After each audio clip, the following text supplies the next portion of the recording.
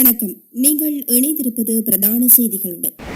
யாழில் அத்துமீறி நுழைந்த இந்திய கடற்தொழிலாளர்கள் 12 பேர் கைது. யாழில் இளம் வயது ஆசிரியர் மர்மமான முறையில் உயிரிழப்பு. மஹிந்தவை சந்தித்தார் ஜீவன் தொண்டமான். திருடிய வேனை அடகு வைத்து மோட்டார் சைக்கிள் வாங்கி காதலியோடு சுற்றியவர் சிக்கினார். 24 மணி நேரமும் பொய்களை பரப்பும் அனுரவின் அரசாங்கம். வெளிநாடு ஒன்றில் சிக்கித் தவிக்கும் 300 இலங்கை பெண்கள். யாழ்ப்பாணம் நெடுந்தீவு அருகே மீன்பிடியில் ஈடுபட்ட காரைக்கால் கடல் தொழிலாளர்கள் 12 பேர் இலங்கை கடற்படையினரால் கைது செய்யப்பட்டுள்ளனர். இவர்களிடம் இருந்து மீன்பிடிக்கு பயன்படுத்தப்பட்ட ஒரு படகும் இலங்கை கடற்படையினால் கைப்பற்றப்பட்டது. இவர்கள் யாழ்ப்பாணம் காங்கேசன்துறை கடற்படை முகாமுக்கு அழைத்து வரப்பட்டு கடற்படையினரால் விசாரணைகள் மேற்கொள்ளப்பட்ட பின் கடல் தொழில் நீரியல் வளங்கள் திணைக்கள அதிகாரிகளிடம் ஒப்படைக்கப்பட்டு யாழ்ப்பாணம் ஊர்காவற்துறை நீதவான் இல்லத்தில் முன்னிலைப்படுத்தப்பட்ட போது அக்டோபர் 1 வரை விளக்கமறியலில் வைக்க உத்தரவிடப்பட்டது.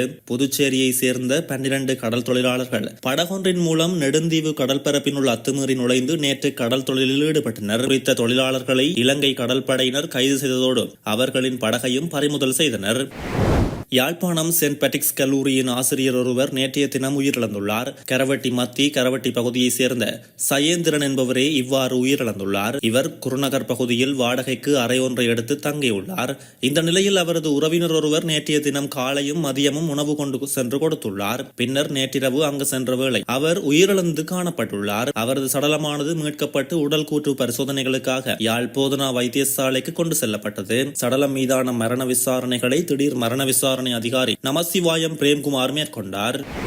முன்னாள் ஜனாதிபதி மஹிந்த ராஜபக்சவை இலங்கை தொழிலாளர் காங்கிரசின் உயர்மட்ட பிரதிநிதிகள் நேற்று சந்தித்து கலந்துரையாடியுள்ளனர். இலங்கை தொழிலாளர் காங்கிரஸ் பொதுச் செயலாளரும் நாடாளுமன்ற உறுப்பினருமான ஜீவன் தொண்டமான் மற்றும் இலங்கை தொழிலாளர் காங்கிரஸ் நிதி செயலாளரும் முன்னாள் நாடாளுமன்ற உறுப்பினருமான மருதபாண்டி ராமேஸ்வரன் ஆகியோர் நேற்று தங்காலை கால்டன் இல்லத்தில் சந்தித்தனர். இந்த சந்திப்பின் போது அவர்கள் முன்னாள் ஜனாதிபதி மஹிந்த ராஜபக்சவின் சுகநிலை குறித்தும் நலம் விசாரித்து உரையாடியதாக தெரிவிக்கப்பட்டது. இதேவேளை முன்னாள் ஜனாதிபதி ரணில் விக்ரமசிங்கவும் நேற்றைய தினம் மஹிந்த ராஜபக்சவை சந்தித்து நீண்ட நேரம் கலந்துரையாடியதாக தகவல்கள் வெளியாகியுள்ளது.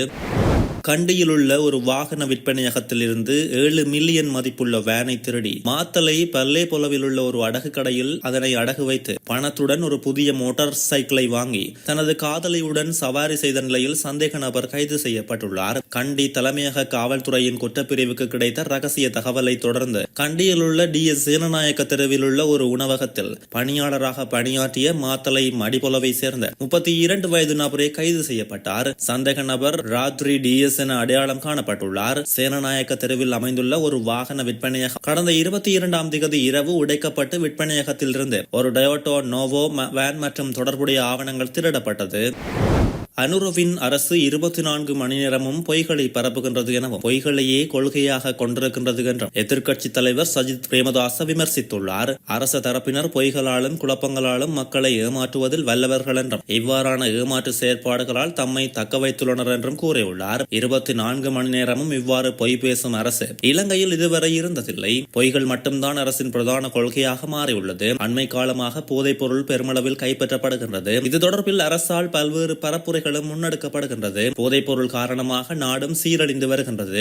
எனவே அவற்றை கண்டுபிடித்து அழிப்பது சிறந்த செயலாகும். அதே நேரம் துறைமுகத்தில் இருந்து அனுமதி இல்லாமல் கொள்கலன்களை விடுவித்த விவகாரம் தொடர்பில் அரசு மௌனமாக உள்ளது.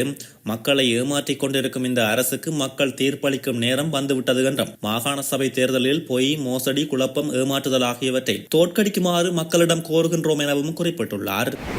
மத்திய கிழக்கு நாடான குவைத்துக்கு சென்று சிக்கித் தவிக்கும் இலங்கை பெண்களை மீண்டும் அழைத்து வர வெளிநாட்டு வேலைவாய்ப்பு பணியகம் கவனம் செலுத்தியுள்ளது. குவைத்தில் பல்வேறு காரணங்களுக்காக செஞ்சிலுவை சங்கத்தால் நடத்தப்படும் தனியார் நிறுவனத்தில் 300க்கும் மேற்பட்ட பெண்கள் தடுத்து வைக்கப்பட்டுள்ளனர்.